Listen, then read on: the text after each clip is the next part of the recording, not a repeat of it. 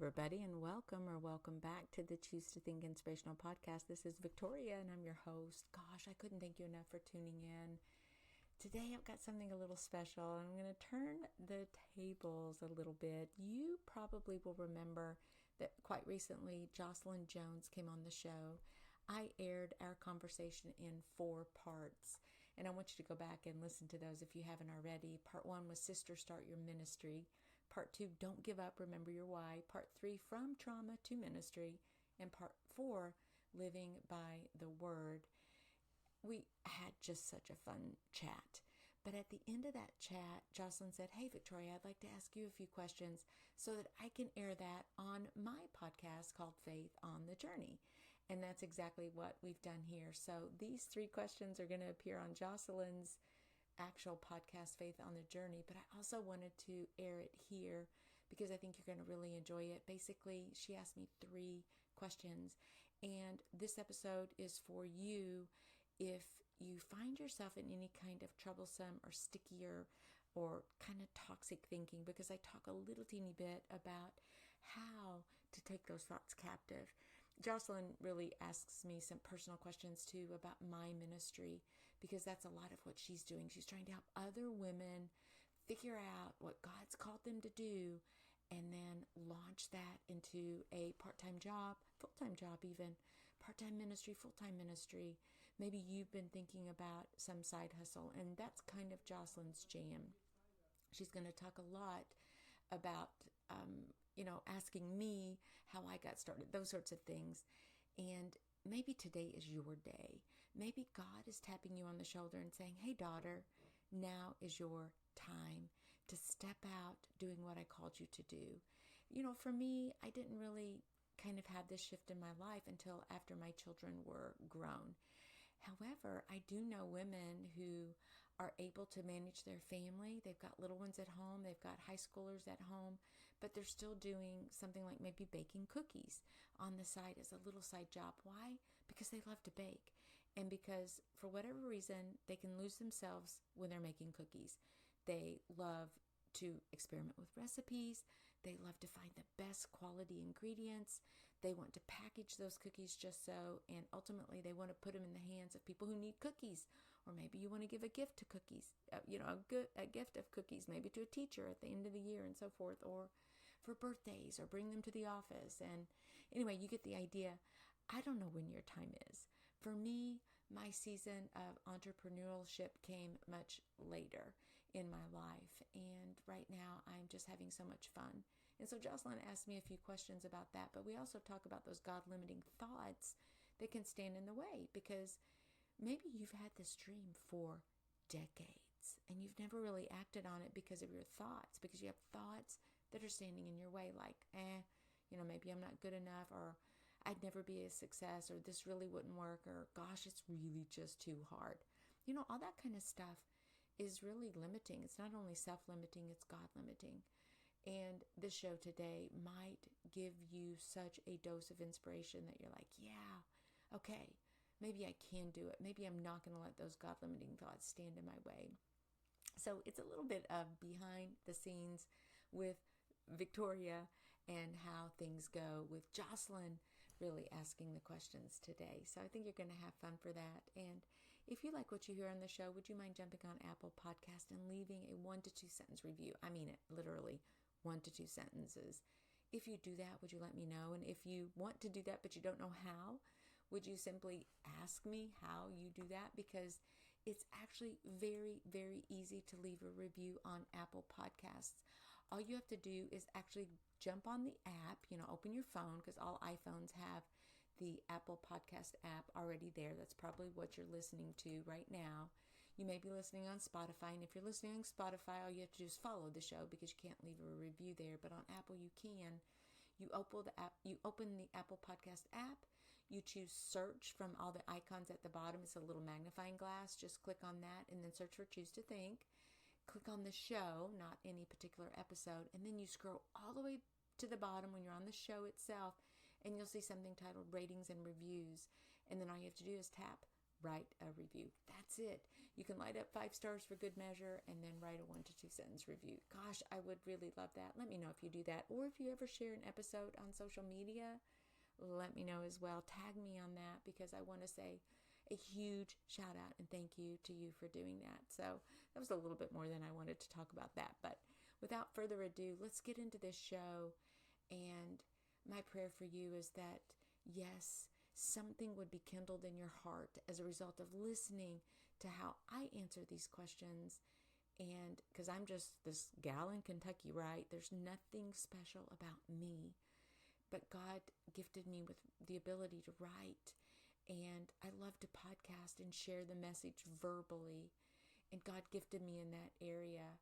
And He's given me a platform for that. And I couldn't be more grateful. But what is your passion? What do you love to do? What would you say is your calling in life? And your calling may simply be to stand firm in the Word of God and to declare His goodness to anyone who'll give you an ear. It could be as simple as that. It could be to minister to your family. It could be that your family is your mission field. It could be that you're planted in a particular state and you're just supposed to be the encouragement in your church or at your place of work. There's so many different ways that God can gift you to shine your light. But maybe you're saying there's something more here for me.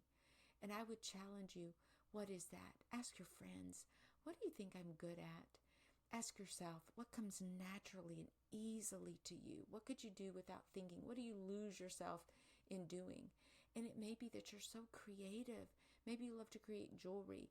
Maybe you love to arrange things on a page, like web design.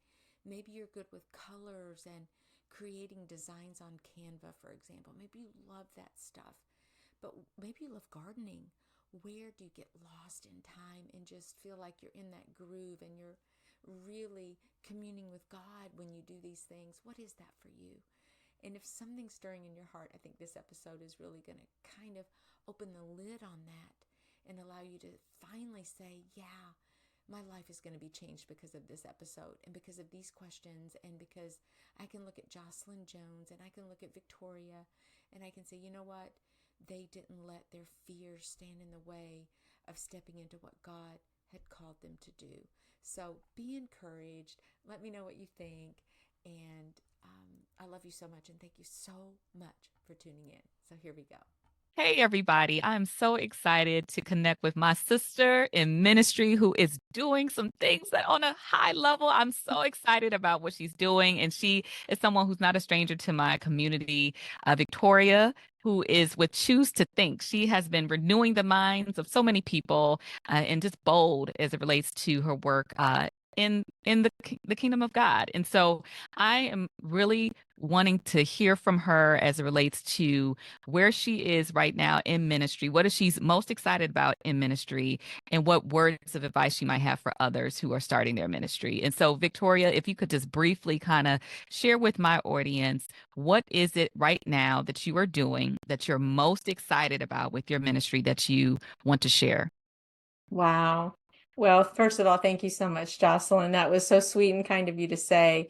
I think I'm excited about writing and speaking and podcasting. Those 3 areas I'm still really on fire with or about. And I've been asking God, what is the next book? What do you want me to write, Lord? I continue to write devotionals for Guidepost Magazine. I don't know if you know that, but I'm a devotional writer for them, and I've been on board with them for several years now, which is one of the reasons I wrote the Choose to Think devotional, the 365-page devotional. After I'd been writing devotionals a long time, I thought, okay, I'm going to just do my own book there. And then more recently, the Pickleball Passion devotional, a little 21-day marriage devotional. But I don't know what's next or what God has next for me there. I'm also kind of doubling down on the podcast, continuing with that now in our 5th season called Choose to Think, trying to get great guests on the show like you and others, just folks who are wanting to share the good news of the gospel and what difference that makes in their lives, what Christ has been doing in your life, what you've been learning, those sorts of things. I have so many amazing guests on the show who are writing books or doing movies or everyday overcomers, really, Christian Christ followers. I love their stories and sharing those and promoting them as much as I possibly can on the show. And then, of course, speaking, that also really, I love to just go chat with other women about the 7 R's for living their best thought life, for example, because it's a proven method that I developed after overcoming depression back in 2016. And it's something after the fact, years later, I'm like, how did we do that, Lord? Because of course God was integral in that process, but then I formed that system, and it's a method that I share with a lot of groups who are interested to know. We know we should do this. We should think proper thoughts and think about these things, as God says in Philippians 4:8. But how do we really do that? And what does that mean practically speaking? So that's kind of what I'm all about, is connecting the dots between our faith and real life, and trying to be an encouragement to other women who are just maybe looking for a little bit of inspiration out there. So that's what I'm trying to do. That's what you are doing, Victoria. You're not trying, you're doing it. Okay. Yes, yes, yes. And backing up, because you've been in this game for some years, but this channel is for helping women who also might just be getting started. They're afraid to get started with their ministry. They have a lot of doubt, and might not even know the next step. So what really helped you to get started, Victoria? What was that point where you said, I'm going to accept this call? Just kind of take us back to that point. Jocelyn, I think that I didn't give much headspace for not doing it. I think that may have helped me the most. Someone suggested to me, knowing I love to write, knowing, my own history, and that I love to talk about certain things. They're like, actually, it was my children. They said, "Why don't you just start a podcast, Mom?" I didn't even know anything about podcasting at all. But when they said that, I just explored it. I'm like, okay, Lord, why not? Some things, you think, oh, I want to do something, and your heart kind of takes flight, and you don't really give room for all the doubt. And I mean, I didn't know about microphones and recording and editing and what are platforms, and I'd never even listened to a podcast. And so it was just that I think I just did it without giving much headspace for negativity and doubt and frustration. Now I've all been in all those places too. I'm not saying I haven't, but initially starting out, I thought, why not? What's it going to matter? If I fail and it doesn't go well, okay, so I learned something new, and so I tried. And maybe that'll lead to something else that I can try. I love to learn, and I guess God gave me a boldness. I wasn't afraid to just stick my head out there and test the water. And really, it's been kind of fun. It's been a wild ride, a lot of up and downs, but I wouldn't trade it for anything, for all the people I've met, the connections that at podcasting, for example. Writing is the best business card you can ever put out there, a book, right? You've heard that. But podcasting also is just a way to go to all the nations. The Choose to Think podcast has been heard in about 80 countries to date. And every time a new one, the Netherlands just popped up, and I'm like, oh Lord, some little soul in the Netherlands just pressed play and downloaded an episode of the Choose to Think podcast. Did I ever dream of that? Never, never. I never even thought about something like that. But God will, if you've got giftings and talents, and you enjoy certain things, and some things come easily, go with that flow and see where that takes you. Because God's not going to just leave you up on the bank somewhere. He's going to put you on another path, or just gently lead you down that road, even though it may seem like you're in the rapids and it may seem rocky along some of the time.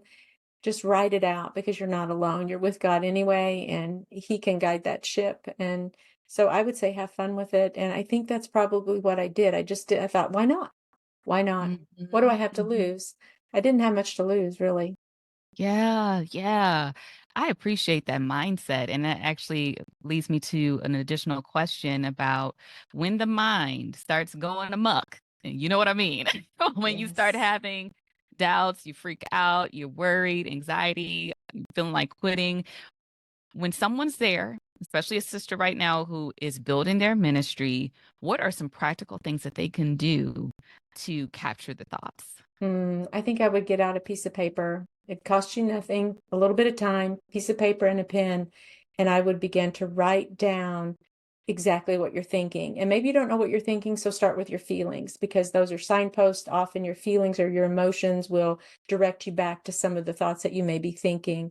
Scientists tell us that we have anywhere between 6,000 and 60,000 thoughts a day, and that about 85% of them are negative. So if you're having some negative thoughts, you're probably like most of us who are kind of struggling in that area, or who can. The lion's share of those thoughts are repeated, and they're they're they kind of cluster together. So they're thematic, is what I'm saying. So you may find that you're having the same negative and repeated negative thoughts over and over again.